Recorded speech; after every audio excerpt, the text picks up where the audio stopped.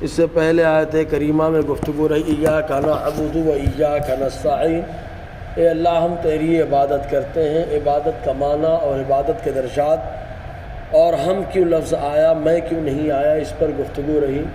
مزید یہ کہ ایک گروہ گزرا ہے جس کا نام ہے جبریہ۔ جبریہ کا عقیدہ بڑا عجیب و غریب تھا۔ وہ عقیدہ یہ تھا کہ بندہ کچھ نہیں کرتا، بندہ مجبور محض ہے، وہ بندہ خالی ایک پتھر کی طرح ہے، وہ مجبور ہے بندہ۔ تو اللہ تعالیٰ نے اس کا بھی رد کر دیا، کیونکہ رب فرماتا ہے میرا بندہ کہتا ہے ایاک نعبد، ہم تیری عبادت کرتے ہیں، مطلب بندہ عبادت کرتا ہے، مجبور محض نہیں ہے، اس کے افعال اس کے بدن سے، اس کے اعضاء سے ظاہر ہوتے ہیں۔ اور جبریہ کا نظریہ یہ ہے کہ بندہ مجبور محض ہے، تو ان کا رد ہو گیا۔ اور مزید یہ کہ ایک بار ایک محدث گزرے ہیں، مفسر، جن کا نام سفیان ثوری رضی اللہ تعالی عنہ ہے۔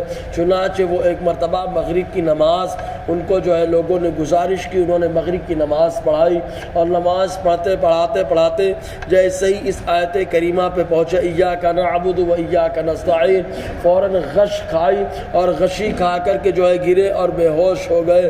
جب ہوش میں وہ آئے تب لوگوں نے پوچھا کہ حضور کیا معاملہ ہے، نماز پڑھاتے آپ بے ہوش ہو گئے، خالی اتنا ہی آپ نے پڑھا تھا۔ آپ نے ارشاد فرمایا اس لیے کہ یہ انداز ایاک نعبد و ایاک نستعین، اے اللہ ہم تیری عبادت کرتے ہیں، تجھی سے مدد مانگتے ہیں، یہ انداز سلاطین کا ہے، بادشاہوں کا ہے، فقیروں کا یہ انداز نہیں ہے۔ ہمارا انداز تو خالی ہونا چاہیے ایاک نعبد، اے اللہ ہم صرف تیری عبادت کرتے ہیں۔ پھر کیف ان کا اپنا انداز، چنانچہ خود یہ انداز کے تعلق سے اس پر ایک روح البیان کے اندر حضرت ابراہیم علیہ السلام کا قول نقل کیا گیا۔ وہ قول یہ ہے کہ جب آگ کو آگ میں ڈالا جانے لگا تو حضرت جبرائیل علیہ السلام نے آ کر کے عرض کیا، اے اللہ کے خلیل ابراہیم علیہ السلام، کیا آپ کو کسی چیز کی کوئی مدد کی ضرورت ہے؟ آپ نے فرمایا مجھے مدد کی بالکل ضرورت نہیں ہے۔ کہا اللہ تعالیٰ کی بارگاہ میں کچھ عرض کرنا ہے؟ آپ نے ارشاد فرمایا میرا مولا وہ سب جانتا ہے کہ میں اس کے لیے امتحان دے رہا ہوں، کیا عرض کروں اس کی بارگاہ میں، وہ سب جانتا ہے۔ تو کہا دیکھو یہاں اللہ تعالیٰ کی عبادت تو کر رہے ہیں لیکن مدد کا سوال بھی نہیں کر رہے ہیں۔ پھر کیف تو اللہ تعالیٰ فرماتا ہے ایاک نعبد و ایاک نستعین، اے اللہ ہم تیری عبادت کرتے ہیں، تجھ ہی سے مدد مانگتے ہیں۔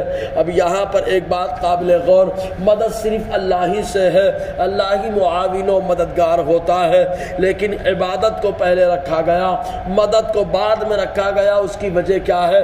تفسیر البحر المحیط کے اندر، تفسیر بغوی کے اندر اور ایسے ہی کئی کتابوں کئی کتب تفسیر کے اندر یہ ہے کہ عبادت کو پہلے رکھا گیا، مدد کو بعد میں۔ اس کی وجہ یہ ہے کہ جیسے ایک بندہ کسی کارخانے میں کسی مالک کے ہاں کام کرتا ہے تو جب وہ مدد اس سے مانگتا ہے تو بولتا ہے سیٹھ اے مالک میں تمہارا ہی کام کرتا ہوں، تم مدد نہیں کرو گے تو کون میری مدد کرے گا؟ تو وہ کام کو وسیلہ بنا کر کے پیش کرتا ہے اور پھر اس سے جو ہے مدد کا سوال کرتا ہے۔ تو یہاں پر عبادت کو پہلے رکھا گیا، مدد کو بعد میں۔ اس کی وجہ یہ ہے کہ بندہ یہ عرض کرا اے اللہ ہم تیری عبادت مانگتے ہیں، تجھی سے مدد مانگتے ہیں، تیری عبادت کرتے ہیں، تجھی سے مدد مانگتے ہیں۔ اللہ ہم تیری عبادت کرتے ہیں، تجھ سے مدد نہیں مانگیں گے تو کس سے مدد مانگیں گے؟ تو مدد نہیں کرے گا کون مدد کرے گا؟ تو عبادت کو پہلے رکھ کر بتا دیا اے اللہ ہم تیرے عابد و زاہد ہیں، ہم تیرے عبادت گزار ہیں، ہم پتھروں کے لکڑوں پکڑوں کے ان کے پجاری نہیں ہیں، ہم تیری عبادت کرنے والے ہیں۔ جب تجھ سے تیری عبادت کرتے ہیں مولا تو تجھی سے مدد مانگتے ہیں، تو ہی ہماری مدد فرمائے گا۔ پھر کیف اب مدد کس چیز میں چاہیے؟ تو خود آگے دعا کے طور پر اللہ تعالیٰ کی مدد کا ذکر کہا کس چیز میں؟ کہا اہدنا الصراط المستقیم، اے اللہ ہم کو سیدھا راستہ چلا۔ اب یہاں پر ہدایت کے دو معنی کیے جاتے ہیں، ایک ہدایت کا معنی ہوتا ہے راستہ دکھانا اور ایک ہدایت کا معنی ہوتا ہے راستہ چلانا۔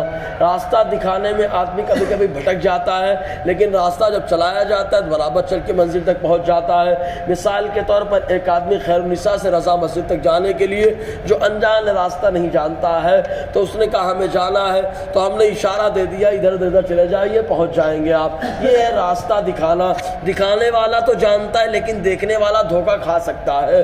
لیکن اگر بول دے کوئی کہ میں وہیں جا رہا ہوں، آؤ میرے ساتھ چلو، تو یہ راستہ چلانا ہو گیا. تو یہاں پر ترجمہ کیا ہے؟ راستہ دکھانا یا راستہ چلانا. تو راستہ دکھانے میں اللہ تعالیٰ تو سب جانتا ہے لیکن دیکھنے والا دھوکہ کھا سکتا ہے. اس لیے دعا ترجمہ کیا کیا جا رہا ہے؟ اہدنا الصراط المستقیم، اے اللہ ہم کو سیدھا راستہ چلا. جب اللہ چلاتا رہے گا، وہ عالم ہے، وہ جاننے والا ہے، بندہ منزل مقصود تک پہنچ جائے گا. اب اس کے بعد صراط مستقیم کا معنی کیا ہے، اس سے کیا مراد ہے، انشاءاللہ اسی پر روشنی رہے گی.